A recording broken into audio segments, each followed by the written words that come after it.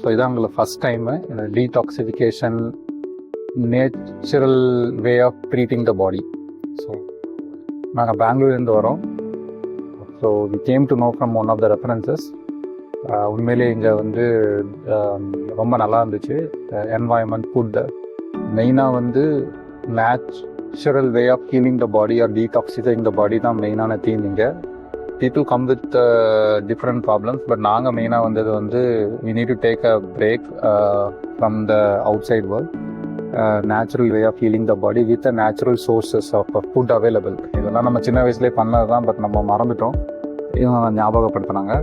So 5 days நாங்கள் இருந்தோம். It's really at least I could see some noticeable differences within my body. So thanks Harky Nature for providing us such an environment, and a special thanks to the Dr. Mithun.